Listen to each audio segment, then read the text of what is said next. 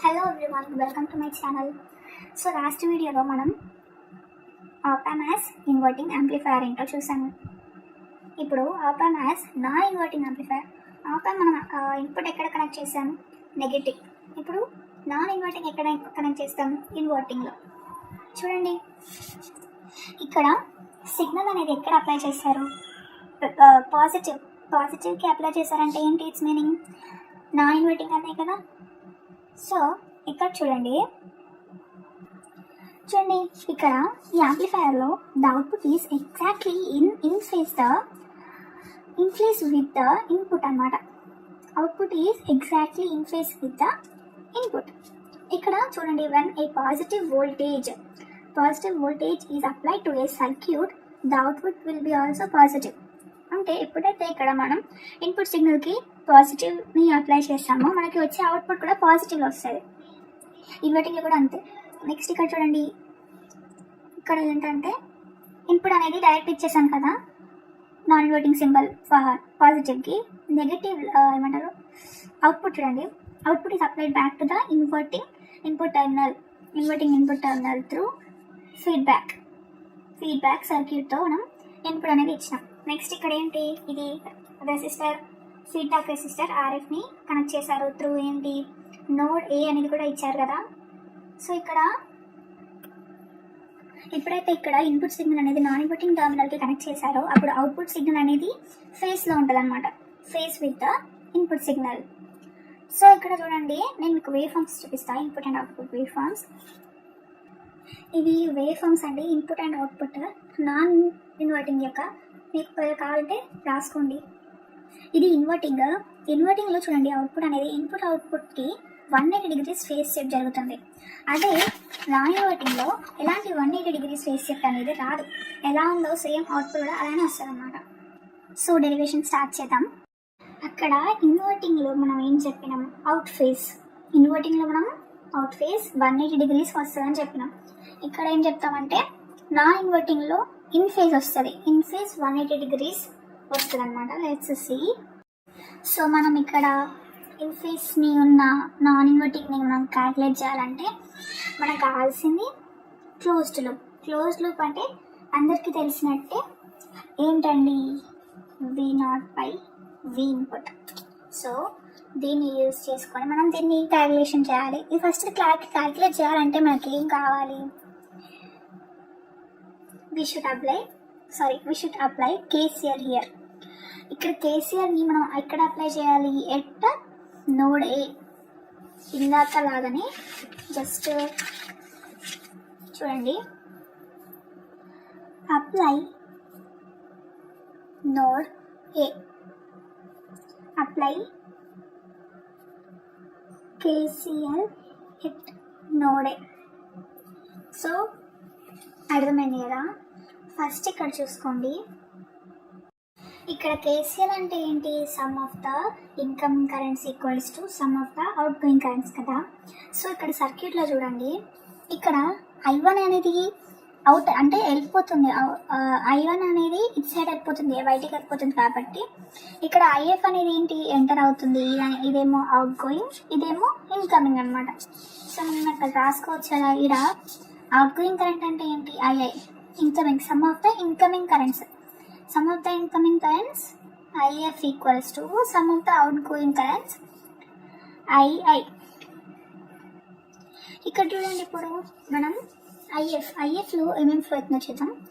First IFలో మనం ఇక్కడ node A తీసుకుంటున్నాం కాబట్టి వోల్టేజ్ A మైనస్ అవుట్పుట్ అంటే మనం ఇక్కడ VA మైనస్ V0/RF అని రాసుకుంటాం. సో అంటే ఇక్కడ ఇలా నీ ఫ్లో అవుతుంది కదా, VA V0/RF ఈక్వల్స్ టు ఇప్పుడు IIలో ఏం ఫ్లో అవుతుంది? Only VA. తర్వాత ఇక్కడ మన ఫ్లో అవుతుందా? నెక్స్ట్ ఎక్స్ట్రా ఏం లేదు కాబట్టి 0/, ఏమవుతుంది? R1 రెసిస్టర్, V/R కదా. I ఈక్వల్స్ టు V/R కాబట్టి మనకి ఇక్కడ ఉన్న కరెంట్స్ ఏంటి?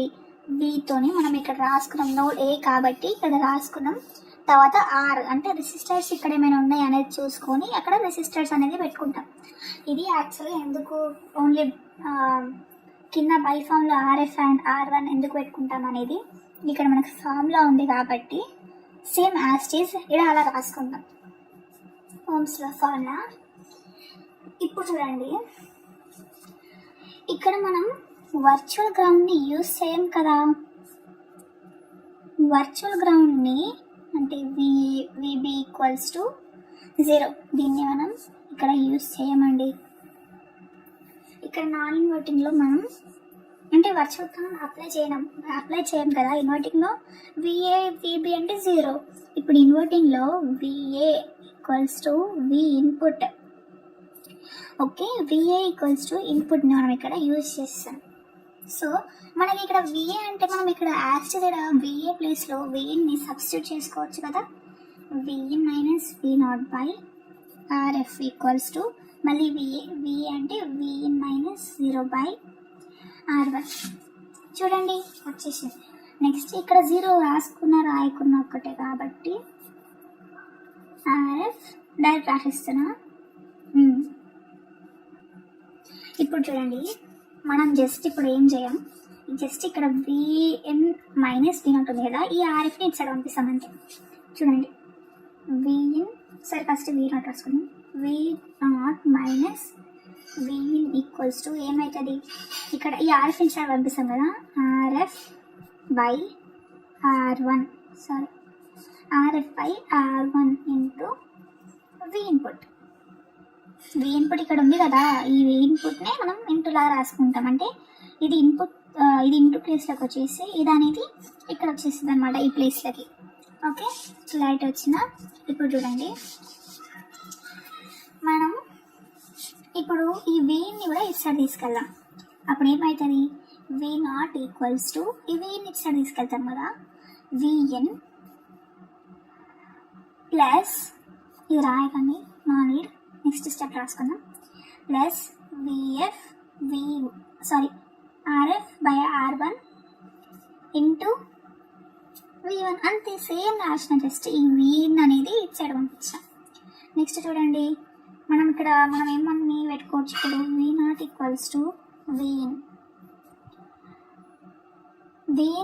కామన్ ఉంది కాబట్టి వీన్ని కామన్ తీస్తే ఇక్కడ ఏమవుతుంది, ఇక్కడ 1 ఇది వీన్ని కంపేర్ చేస్తుంది. ఇప్పుడు వీన్ ఇంటూ ఏమవుతుంది, ఇది 1 కదా, 1 ప్లస్ ఆర్ఎఫ్ బై ఆర్1 వచ్చిందా. నెక్స్ట్ చూడండి, ఇప్పుడు మనకి వి నాట్ అంటే ఏంటో వచ్చేసింది. వి నాట్ అంటే వచ్చేసింది మనకి ఇక్కడ ఫస్ట్ మనం ఇక్కడ క్లారిఫై చేసుకున్నప్పుడే దీన్ని మనం ఏమనుకుంటాం, ఇది కదా, దీన్ని మనం ఈక్వేషన్ 1 అనుకుంటాం. అండ్ నెక్స్ట్ ఏంటిది, ఈక్వేషన్ 2 వి అవుట్ వచ్చేసింది కదా. ఇప్పుడు మనం ఏం ఫైండ్ చేయాలి, closed loop gain. Closed loop gain అంటే దేంతో రిప్రజెంట్ చేస్తాం, ఏతోని. సో క్లోజ్ లూప్ గెయిన్ అంటే ఏంటి, మీకు కిందక చెప్పిన V not by V input.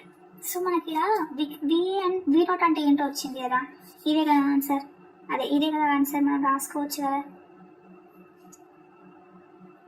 1 plus RF by R one by input నాకు తెలియదు కాబట్టి యాస్టీస్ రాస్తాం. ఇక్కడ మనకి సేమ్ ఉంది కాబట్టి క్యాన్సిలేషన్ అవుతుందా. సో ఇక్కడ మనకి A equals to V not by V in, ఈ రెండింటిని ఫైండ్ అవుట్ చేయడమే ఎట్లా. ఇప్పుడు 1 ప్లస్ ఆర్ఎఫ్ బై ఆర్1 వచ్చేసింది అంతే. మన ఇందాక చెప్పిన ఇన్వర్టింగ్ అనేది నెగటివ్ సింబల్ వస్తుంది, నాన్ ఇన్వర్టింగ్ అనేది పాజిటివ్ సింబల్ వస్తుంది. వచ్చిందా మనకు అప్పుడేమో ఇక్కడ నేను చెప్పిన కదా, ఇన్వర్టింగ్కి ఏమో మైనస్ వచ్చింది, నాన్ ఇన్వర్టింగ్కి ఏమి ప్లస్ వచ్చింది.